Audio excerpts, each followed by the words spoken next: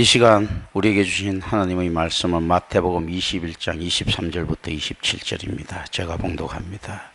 예수께서 성전에 들어가 가르치실 새 대제사장들과 백성의 장로들이 나와 이르되 내가 무슨 권위로 이런 일을 하느냐 또 누가 이 권위를 주었느냐. 예수께서 대답하시되 나도 한 말을 너에게 물으리니 너희가 대답하면 나도 무슨 권위로 이런 일을 하는지 이르리라.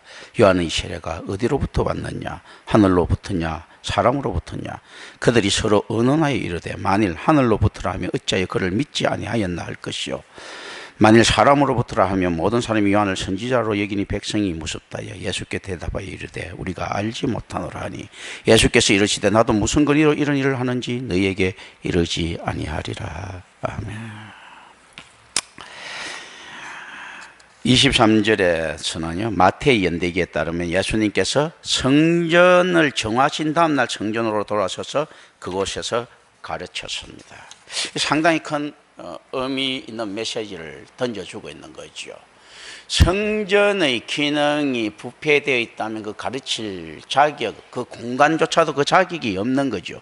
성전이 정화됐다는 것은 성전의 개혁이 일어났다는 것이고 성전이 또 트랜스폼 됐다는 것이고 성전이 회개했다는 겁니다.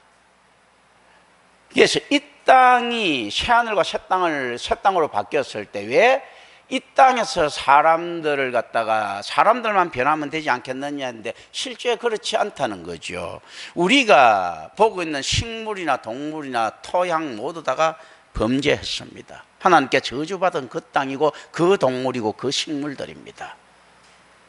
그래서 우리가 먹는 이것도 다 저주받은 그런 것들이에요. 그러니까 실제 트랜스폼 되는 새 땅이 하늘과 새 땅이 아니고는 이것은 대처할 수가 없습니다. 왜냐하면 이것들은 전적으로 타락한 저주를 받았기 때문입니다.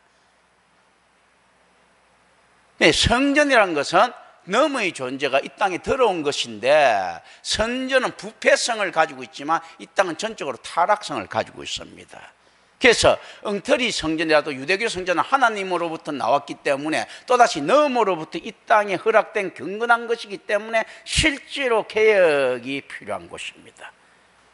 그러나 그 개혁에는 어차피 불가능하다는 것이 들어가 있기 때문에 트랜스폼이나 뭐 다른 바가 없습니다. 새하늘과 새 땅처럼 돼야 된다. 그렇기 때문에 정화된 성경과 지금 정화되지 않는 그 이전에 예수님께서 비둘기 파는 자들 뭐 이런 거 쫓아내기 전에 성전은 어떤 성전인가 하면 완전히 다른 성전이다.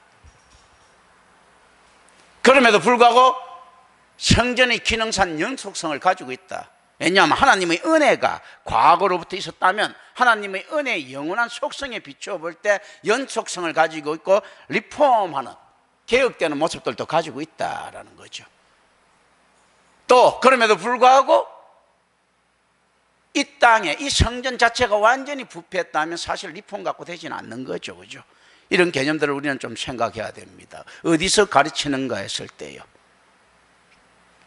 개혁된 그곳, 트랜스폼된 그곳입니다. 임마누엘 교회는 그럼 어디에서부터 나타났는가 했을 때 부패한 한국 신학교나 부패한 한국 교회의 영향을 받은 김경천 목사로부터 출발한 것이 아니다라는 겁니다. 원래부터 있었던 이 임마누엘 교회가 이 땅에 비둘기 파는 자를 쫓아내고 환전하는 자들을 쫓아내고 난 다음에 세워진 우리 주님의 몸된 교회를 비로소 찾아갈 수 있는 이 능력을 가지게 되었다는 거죠. 어떤 능력입니까? O Lamb of God, I'm come. 하나님의 어린 양 나는 갑니다. 주께로 내가 갑니다 할 때 그 찬송하고 닮아 있는 거죠. 그래서 O Lamb of God, 하나님의 양이었던 김경천이란 양이 I come 한 거예요. 그렇기 때문에 자기가 개척한 교회다 뭐 이런 이야기들은 있을 수는 사실은 없습니다. 왜냐하면 전적 타락한 우리가 어떻게 성전을 정화시키고 청결시킬 능력이나 자격이 있겠습니까? 그건 오직 우리 주 예수 그리스도밖에 없습니다. 그런 의미에서 우리는 예수가 우리와 함께 하신다라고 우리를 좀 높여 이야기를 합니다. 좀 과시해서 이야기를 하는 거죠. 전혀 예수님께서 우리와 함께 하실 자격이 없는 사람들인데도 불구하고 그리고 우리 이주님께서 우리와 전혀 함께할 이유가 없는데도 불구하고 예수가 함께 하시니 뭐 이렇게 이야기를 하죠. 그죠? 그 이제 인간을 높이는 어느 정도의 또 말일 수가 있지만 또 그 안에는 어떤 게 들어있는가 하면 그리스도의 온유와 겸손이 들어가 있는 의미에서 그 말은 또 부정적으로 받아들일 필요는 없다라고 우리는 좀 생각합니다. 죄로 물든 우리가 하나님을 찬양할 수 있느냐 했을 때는 불가합니다. 우리가 하나님을 찬양하면 찬양할수록 하나님을 못 오가는 거죠. 그래서 올바른 교회가 아닌 곳에서는 하나님을 찬양할 때마다 우상 숭배가 되는 거죠. 왜냐하면 그들이 하나님 인식을 가지고 있지 않기 때문에 타락한 인식을 가지고 하나님께서 그걸 하면 몹시 상한 형태의 하나님, 그건 하나님하고 관계없는 하나님이죠. 예수 부족을 가지고 하나님이라는 부족을 가지고 찬양하는 것이기 때문에 하나님 찬양이 일어날 수가 없습니다.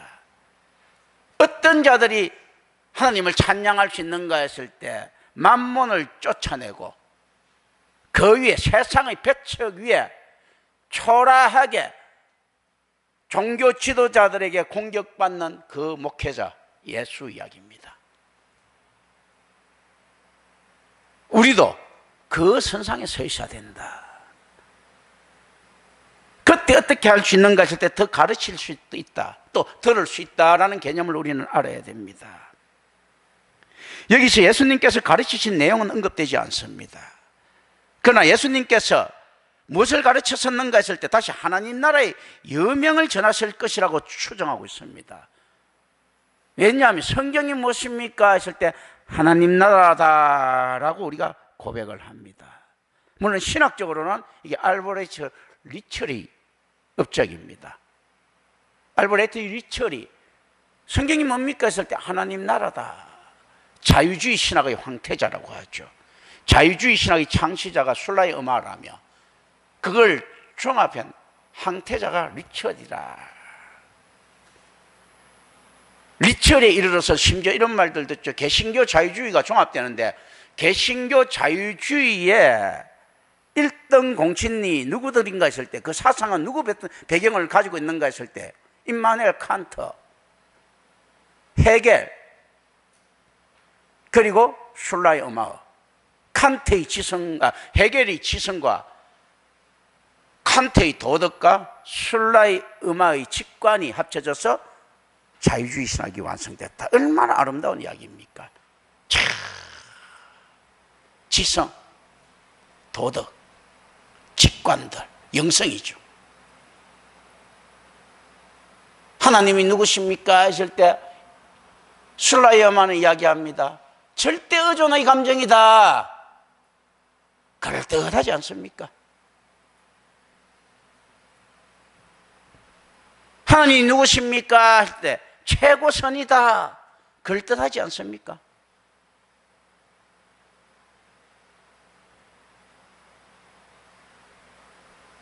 이런 바탕에 리처리 꽃을 피웠는데 이 친구가 이야기를 합니다. 하나님 나라는 무엇입니까? 성경은 무슨 이야기입니까? 할 때 하나님 나라 이야기다. 그러나 우리는 이걸 받아들입니다. 이 이야기는 너무나 아름답고 뛰어난 이야기거든. 아, 그렇구나. 성경이 무엇입니까? 할 때 성경을 한마디로 요약하면 사랑입니다. 하나님에 대한 사랑과 이웃에 대한 사랑입니다. 십계명을 요약하면 그렇으면 되는데 한 걸음 더 나. 거기 걸고 보면 하나님 나라 안에 있는 거죠. 주기도문의 내용들도 그 하나님 나라에 대한 이야기들이지 않습니까? 하나님이 통치하시는 그 나라.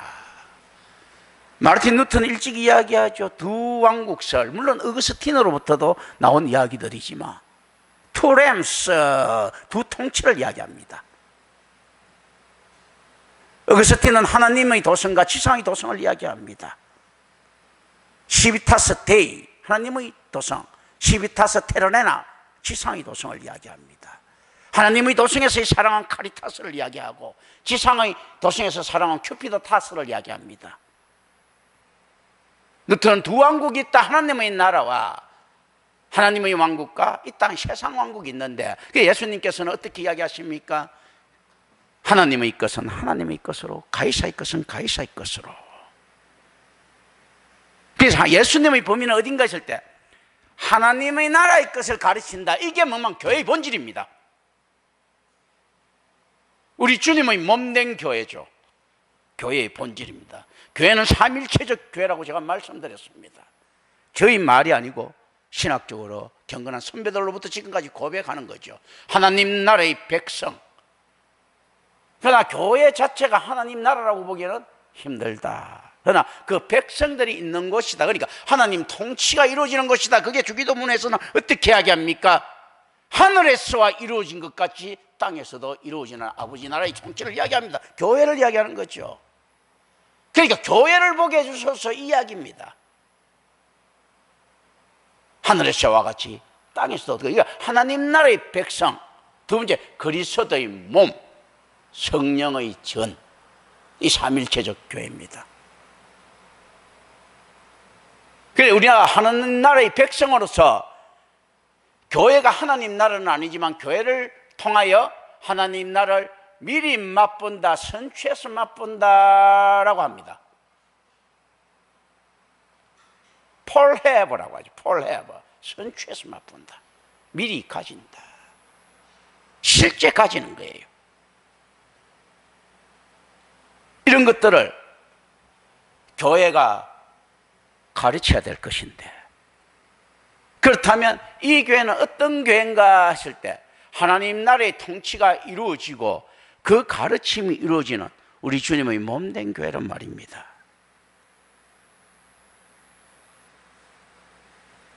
이 교회에서 예수님께서 이야기하는 것을 어떻게 이야기하면 가이사의 것은 가이사에게 했는데, 과연 가이사의 것을 선포해야 되는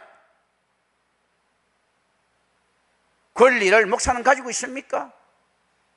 목사는 선포자로서 서야 되면 하나님의 것을 이야기를 해야 됩니다.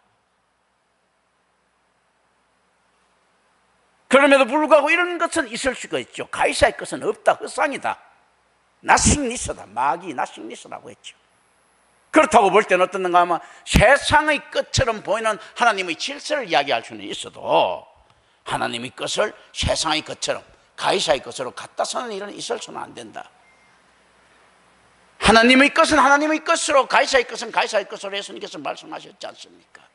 천국의 도성과 지상의 도성을 이야기하지 않았습니까? 하나님 나라에 대한 소망들을 두 왕국에서 이야기하지 않았습니까? 우리는 어떤 왕국을 이야기합니까? 시비타스 데이, 천국의 도성에 대한 이야기들로 가득 채워야 될 것입니다. 그렇게 채운다 하더라도 이리들을 물리치지 못하는데, 양들에게는 무엇이 필요합니까? 풍요로운 꼴이 필요하죠. 어떤 꼴들이 필요합니까? 교회 안에서 올바른 복음이 꼴이 필요한데, 맛있는 소고기들을 쭉 나놓고 육류들을 쭉 나놓고 생선들을 쭉 나놓으면 누가 좋아하겠습니까? 양들은 싫어하고 이리들이 좋아하죠. 풀만 잔뜩 갖다 놓으면요, 이리들은 스스로 물러나겠죠. 맛없거든. 그렇지 않겠습니까? 정말 맛없거든요. 세상의 사람들이 들었을 때 복음 정말 재미없죠. 이 세상이 단 것처럼 생각하는데, 이 세상을 포기하라면 다 포기하는 건데, 이리들에게는 이 세상을 포기하라면 다 포기하는 거예요. 양들에게는 어떻습니까? 이 세상을 포기해야 겨우 이리의 맛으로부터 벗어날 수 있습니다. 그런 것들이거든요. 풀을 잔뜩 쌓아놓은 곳에 이리들이 가기를 꺼려하겠죠. 그럼에도 불구하고 이리들은 끊임없이 옵니다. 왜요? 비록 복음은 풀로 가득하지만 양은 고기거든. 그들을 노리고 옵니다. 위험을 무릅쓰고. 누구 위험요? 그를 보호하고 있는 목자에 대한 위험을 무릅쓰고. 마귀 새끼들도, 이리 새끼들도 이런 걸 할 줄 아는데, 그리스찬이라고 자처하는 사람들이 자기 희생 없이 예수를 영접할 수 있겠습니까? 이리도 자기 목숨 내놓고 양을 노리는 겁니다. 목자한테 맞아 죽을 각오하고. 그렇지 않습니까? 그렇다면 양들은 어떻게 해야 됩니까? 내가 이리에게 물어뜯겨 죽더라도 목자를 믿어야 되겠다고 목자 주위에 몰려들어야죠. 자기 혼자 이고는 결코 이길 수가 없죠. 예수님의 공개적인 가르침은 예수님께서 자신이 하고 계시는 일들이 기초가 되던 것으로 생각하는 권세에 대해 질문할 수 있는 기회를 유대 권력자들에게 줍니다. 자, 이 가르치는 것은, 특히 신앙을 가르치는 것은 어떻습니까? 굉장히 위험한 일이죠. 오늘날 또 이단 시비에 걸릴 수 있는 일입니다. 예수님께서는 문교부 인허를 받지 않는 지금 신학교를 열고 계신 것 아닙니까?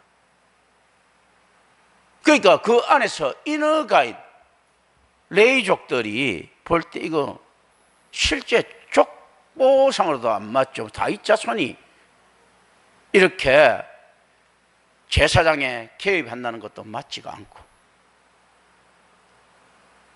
메시아라면 이해가 되는데, 그럼 선지자라면 이야기가 되는데, 이 선지자에 대한 개념들이 이때 희미해진 있는 상황이라고 이야기했습니다. 그리고 예수님께서 보여주고 있는 이 영성에 대한 것들은요, 이미 은사중단론자, 오늘날 은사중단론자들이 사실 위험합니다. 개혁신앙인 하면 은사중단론자처럼 이야기하는데 그게 아니고, 개혁신앙인들은 좀 더 하나님의 은사를, 값없는 은사를 거부하는 게 개혁신앙인들이 돼야 됩니다. 이거 오늘날 은사가 중단됐다, 그 말이 안 되는 소리. 하나님 통치가 중단됐다는 소리하고 똑같은 건데. 그래서 실제로 데이지엄들, 이신론자들은 이런 이야기들을 하죠. 특히 이제 영국의 이신론자들 중에서는 뭐 이런 것들 있죠. 하나님께서 세상을 창조하시고 난 다음에 세상에 더 이상 개입하지 않는다. 영국 이신론자들을 빼놓고는 다 그런 이야기를 했죠. 개입하지 않는다. 이건 뭐냐? 그러니까 하나님을 그냥 상품화 시켜 쓰고 뭐 없더라도 상관없는 이런 거거든요, 사실은. 그런 식으로 은사중자, 세세셔니스트라고 하죠. 세세션 중단시킨다 하는데, 세세셔니스트라고 하는데, 이거는 위험합니다. 이때 은사, 실제로 이 시기에도 똑같습니다. 예수님 당시에도 은사는 중단됐다. 하나님의 음성을 듣는 자는 없다라고 하는 이런 식입니다. 오늘날 펜테코스트들이 나타나서 그 신사도 운동이 나타나면서 하나님 음성을 들은 것처럼 막 이야기를 하는데, 그 대부분 까보면 이단이다, 틀렸다, 이런 이야기를 하죠. 그리고 실제 그렇습니다. 다 거짓이에요. 대부분. 그런데 대부분 거짓이라고 해서 완전한 거짓이라고 생각하면 안 됩니다. 이때 하나님의 음성을 들었던 세례요한이 나타났고, 그러니까 이때 사람들이 세례요한을 의심하는 겁니다. 그런데 제사장 계급이라서 좀 조심을 하는 거죠. 그리고 하나님의 아들로 자처하는 예수가 튀어나왔습니다. 이건 한술 더 뜬 거죠. 그리고 기적을 갖다가 행하고 있는데, 과연 전사가 은사인가 속임수인가? 그래서 이런 말들이 나왔죠. 예수는 이집트에서 마술을 배워서 혹세무민시키고 있다. 또 뭐 이런 말도 나올 수가 있죠. 사람 불러다가 짜고 치고, 우리 이거 부엉이 할 때 옛날에 많이 했잖아. 사람들 돈 줘놓고 막 기도받으면 안전뱅이처럼 나왔다 걸어가고 뭐 이런 거, 옛날 그 목사들 사기 많이 쳤잖아. 뭐 그대로부터 다 있었던 사기들이에요. 그런 것들이거든요. 막 이런 이야기들이 나오고 있었는데 은사가 쭉 나타났단 말입니다. 하나님의 음성보다도 감동만 인정되는 시기입니다. 이때가 어떤 감동이냐면 그걸 바트콜이라고 합니다. 하나님의 떨리는 감동. 그것도 근데 참 묘한 거죠. 오늘날 바트콜만 인정하는 시대하고 또 닮아 있습니다. 모든 인간들이 감동받았다고 연병 떨고 있죠. 조금만 바르면 아줌마든 아저씨든 할머니든 양아치든 다 받았다고 조폭들도 회심하고 난 다음에 하나님이 감동받은 바트콜을 이야기하죠. 은사 받은 것들을 막 이야기하죠. 아유, 내가 하나님만이 나를 구원하십니다. 조양의 같은 인간들도 이야기했죠. 그래놓고 또다시 개떡 같은 사고를 치죠. 교회는 그걸 막 받아들이죠. 상품 효과가 있으니까. 특히 이제 거기 제일 앞장 잘 서는 데가 침례교 시단이죠. 침례교죠. 막 받아들입니다. 그리고 마귀론 하나만 잘해도 막 히트를 칩니다. 뭐 이기동인가 뭔가 뭐 이런 거 막 히트를 칩니다. 할렐루야 기도인가 그거 하면 막 그거 안에서 그 발광을 떨고 난리가 납니다. 인격적인 하나님과의 거룩한 교제. 어떻게 일어나는가 했을 때요, 예수님이 30살 되는 해에 못질하다가 톱질하다가 대패질하다가 거기서 하나님을 음성을, 예수의 자기 정체성을 찾을 수 있어요. 예수님마저도 모세처럼 아무도 없는 곳에서 어떤 은사도 내려오지 않는 인적도 드문 그 황량한 들판에서 하나님의 불꽃을 봅니다. 세례요한처럼 사람들이 발길이 거의 끊어질 듯한 유대 광야에서 하나님의 음성을 듣습니다. 이 하나님의 방식이거든요. 수메르 문명의 우상의 깊숙한 곳에서 아브라함이 꿈에서 환청에서 하나님의 목소리를 듣습니다. 엘리야가 가장 피폐됐을 때 로덴 나무 밑에 누워 있을 때 하나님이 위로하심을 듣습니다. 가이사의 왕국이 아닌 헤롯 대왕의 궁전이 아닌 유대 광야 들판에 하나님이 음성이 떨어지고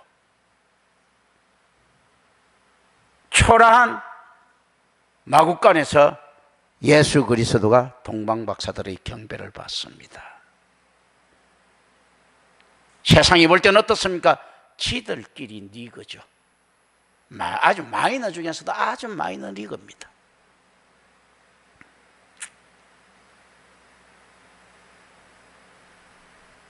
그런데 이 예수님이 오바를 해버린 거예요. 이들이 볼 때는. 그러니까 이 무슨 근처로 이 짓 하나 너. 첫째 라이센스가 있는가 묻는 거죠. 그러니까 신앙의 라이센스라고 하면 좋다. 내가 100번 양보하더라도 어떤 권세로 하느냐 이거지. 사람의 권세라면 누굴 따라야 됩니까? 바리새인과 사두개인을 따라야 되죠.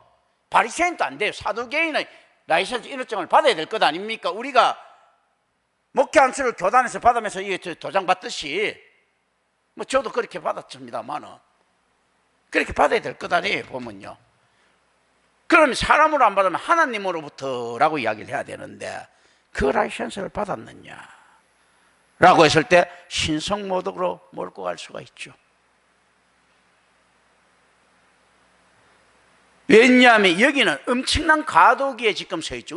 트랜스포머 형태를 보이고 있기 때문에 가도기 정도가 아닙니다. 완전히 다른 교회가 들어선 거예요. 그러니까 실제 예수님이 성전 정화 사건 때의 그 성전과 지금 성전은 다릅니다. 비슷한 점은 그 연속성은 근데 분명히 가지고 있는데 어떤 연속성을 가지고 있습니까? 예수님이 가르치는 그곳에 종교 지도자들이라고 유대 지금 과거에 그 지도자들이 나타나서 자기 집주인 행세를 하고 있다는 겁니다. 이때는 연속성이 있는 거죠. 그러나 예수님께서는 어떻습니까? 이 지역을 탑하는 거죠. 사도계는 뭡니까? 장소 중심이고 바리새인은 시간 중심입니다. 시간과 장소를 부수십니다. 예수님이 가르치신 곳이 성전입니다. 그런데 예수님께서 옮겨가시면 지금 어디가 그 성전이 되는가 했을 때요, 그 저주받은 자의 표상인 십자가의 그 장소가 교회의 터전이 될 것입니다. 그리고 지금 돼 있고요. 예수님이 떠나는 그 장소다라는 겁니다. 지금 이 장소가 아니고. 그래서 예수님께서 나중에 그런 이야기를 하신 거죠. 야, 내가 사흘 만에 일으킬 테니까 이 성전 부숴봐라. 그건 무슨 말이에요? 내가 성전이다 이 말이죠. 그리고 실제로 로마 장군 티도에서 AD 70년에 철저하게 이 성전들이 부서집니다. 헤롯이 만드는 이 성전들, 헤롯이 죽고 난 다음에도 건축되어 있던 이 어마어마한 성전들이 부서집니다. 다. 성전이 부서지면서 사두개인들은, 성전 중심의 사두개인들은 사라집니다. 시간 중심은 바리새인들은 남아있는 거죠. 그리고 이게 시간을 타파하시는 거죠. 예수님께서 바리새인들이 이야기하는 그 시간이 어떤 시간인가 했을 때요, 오실 그리스도와 오신 그리스도와 다시 오실 그리스도라는 이것들. 바리새인은 부활을 소망하고 있었고 실질적으로 메시아를 소망하고 있었어요. 다 사두개인들도 메시아 기대하고 있었지만 다 이래 된 거예요. 이 시간을 이야기하고 있었을 때 예수님께서 이 시간에 대한 타파를 하십니다. 그리고 어떤 타파가 일어납니까? 안식일의 개념이 바뀝니다. 이들이 시간 안에서 매여 있었다는 그 안식일의 개념을 예수님께서는 바로잡습니다. 언제 우리는 이걸 맞이하게 됩니까? 오순절 사건을 통해서 교회가 열리는 그때가 우리 안식일입니다. 그러니까 안식일이라는 것은, 성경을 다시 한번 보세요. 성경 앞에 쭉 보면 안식일은 창조된 날입니까? 지정된 날입니까? 안식일은 창조된 날이 아니에요. 지정된 날이에요. 놀랍게 너의 존재가 안에 들어온 거예요. 안식일은 그 자체가 신성을 가지고 있습니다. 하나님에 의해서 창조된 것이 아니고 하나님에 의해서 지정된 날이에요. 하나님의 공간이 들어온 겁니다. 그때 이 땅의 시간이 지금 한정하려고 하는 바리새인이나 사두개인들은 얼마나 잘못 생각하고 있는 것인가. 성경을 전혀 모르는 거죠. 앞에 한번 보세요. 안식일이 하나님께 씻었던 날이지 7일을 갖다가 만든 날이 아니지 않습니까? 안식일은 지정된 날이에요. 창조된 날이 아니고. 그럼에도 불구하고 하나님이 창조의 영역 속에 들어가 있는 그 날입니다. 하나님 창조의 풍성함이 나타나는 그 날입니다. 어떤 날인가 하면요, 입직이 창조된 그 여세의 시간이, 그 시간과 공간이 안식일이라고 하는 필요에 의해서 안식일이 나타나게 되는 겁니다.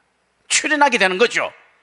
교회가 이 땅에 없는 것 같았는데 양들이 교회가 필요하니까, 그 양들은 어떤 양인가 했을 때 하나님께 지정된 그 양들에 의해서 교회가 필요하니까 교회가 쑥 나타나는 거예요.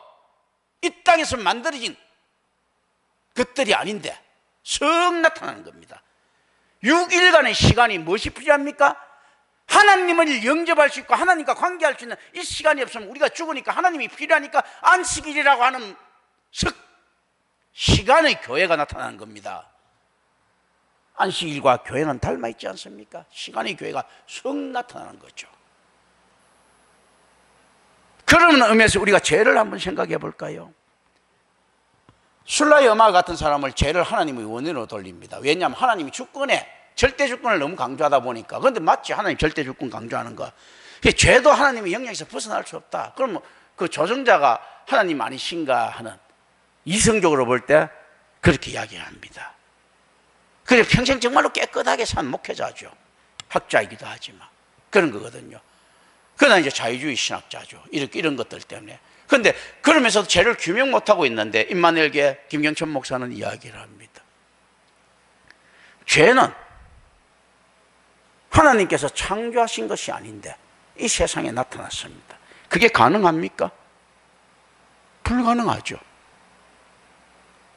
그럼 반드시 하나님께 연루가 되어 있어야 되는 거죠. 지금 교회 이야기하기 위한 이 닮아있는 것들, 하나님의 속성 중에서는 무엇이 있습니까? 창조가 하나님의 속성이죠. 창조는 어디에 국한되지 않은 무한한 능력을 가지고 있습니다.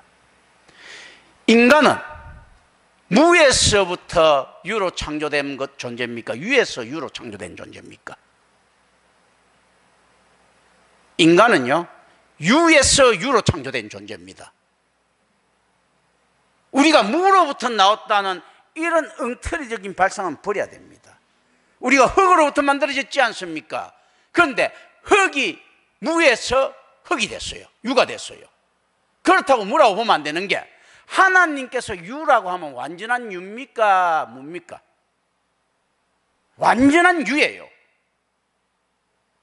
우리가 흙으로 만들어졌다는 것은 완전한 유에서 만들어진 거예요. 그리고 우리는 무엇으로 생기를 받습니까? 원래부터 유한 존재였던, 스스로 있었던 존재는 하나님은 루아의 그 입김을 받습니다. 그러니까 무엇이 우리에게 숨겨져 있겠습니까? 창조의 능력은 하나님의 속성이죠. 창조의 능력과 같은 것들이 우리에게 들어있다는 거죠. 그러니까 어떻는가 하면요, 죄 없는 자가 태어났는데 어떻게 죄를 지을 수 있는가 했을 때요, 역설적으로 이야기하면 창조의 능력이잖아. 이게 의미로 가져가야 됩니다. 이 단어는 위험한 것들이니까. 뭔가 하면요, 죄 없는 자한테 죄가 나타났다. 하나님의 속성인 창조의 능력을 받은 이 루아가 있지 않습니까? 나쁘게 작용한 것들이 아니고 어떻는가 하면 속성에 따라서 있지 않습니까? 무한하게 자유롭게 있지 않습니까? 안에서 그 영역을 넓혀나가는 기본적인 개념. 또 하나 우리가 죄에 대해서 생각을 합니다. 우리가 하나님처럼 되고자 했던 게 죄의 본성이죠. 선악과를 따먹고. 그런데 우리가 그리스도인이 된 우리가 어떻습니까? 그리스도와 같이 된다. 그리스도와 연합을 이야기해요. 하나님 같이 되는 것 아닙니까? 하나님의 루아를 받았으니까 하나님처럼 되고 싶어 해야 되는 거예요. 하나님 속성을 따라가야지. 그렇기 때문에 되고 싶어 하는 그 믿음과 소망과 사랑의 개념에서는 죄가 될 수가 없습니다. 우리가 하나님처럼 안 되려고 하면 죄지. 그런데 어떻는가 하면요, 피조물의 한계를 망각한 질서에 대한 이탈이 죄인 거예요. 우리가 하나님같이 되려고 하면 하나님께서 오케이 하는 시간들이 필요할 것인데 그 질서에 대한 이탈을 갖다가 그 시간의 개념을 우리가 가져가려고 하면 죄가 되는 겁니다. 그 의미에서는 완전한 죄인입니다.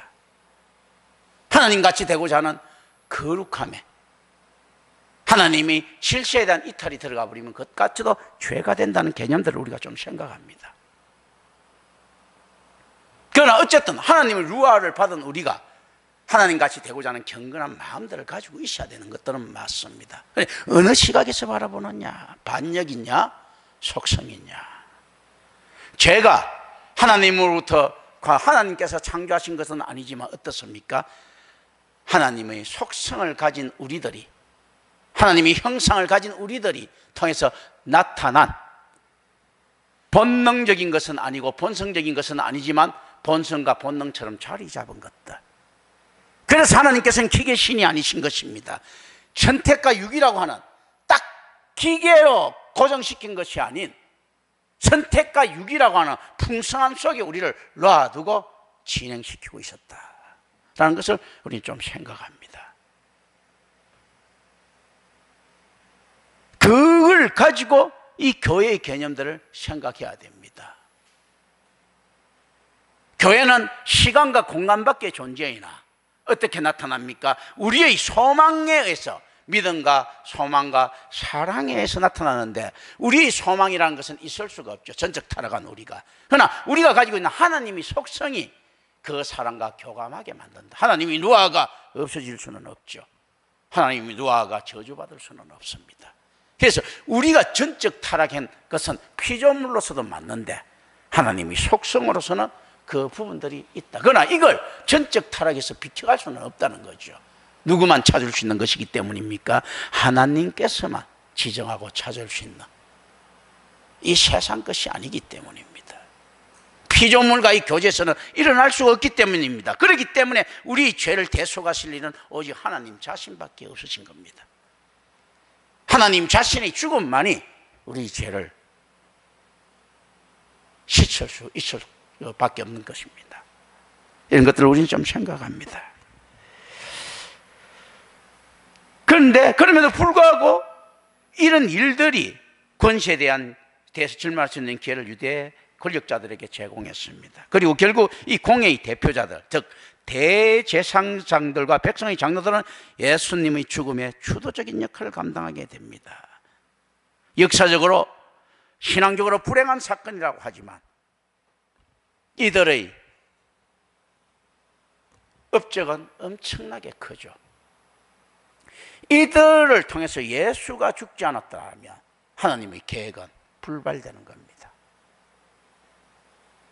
이들을 통해서 반드시 예수를 죽여야 되는데 이들은 이 모든 죄에 대한 책임을 져야 됩니다.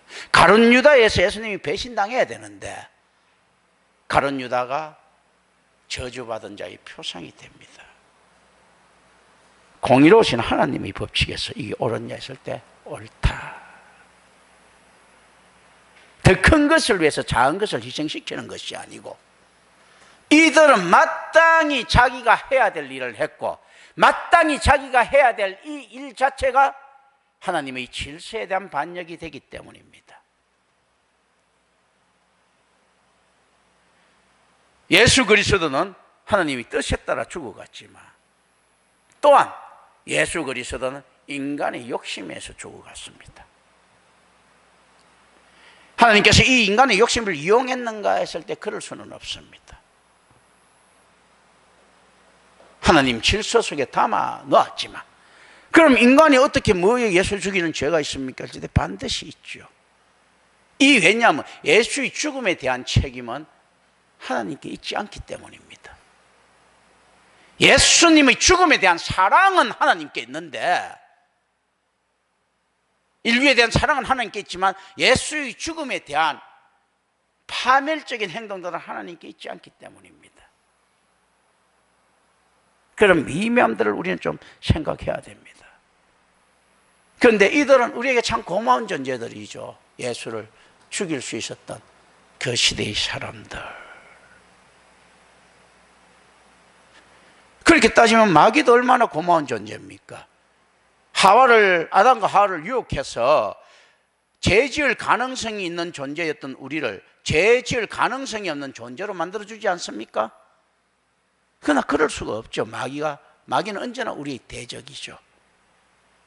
그 안에 기계신이 아닌 하나님에 대한 묵상을 하면서 여러분들 신앙적인 생각을 하기를 원합니다.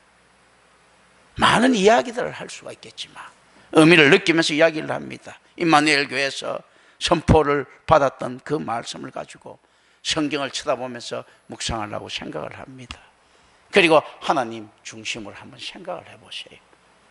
전혀 모순이 없다라는 것을 많이 느끼게 될 것입니다. 이게 하나의 말로 설명할 수 있는 것들도 아니고 하나의 말로 물론 설명은 어느 정도는 할 수가 있죠. 또 계속 해왔고 그런데 그 계속 해왔던 그 설명을 토대로 해서 좀 더 풍성하게 넓혀갈 필요가 있습니다. 인간이 하나님께서는 어떤 능력을 주셨는가 할 때요, 하나님의 속성, 그리고 하나님 루아가 들어왔을 때 죄에 대해서 모르는 놈이 죄를 갖다가 실행할 정도로 넓게 파생시킬 수 있었습니다.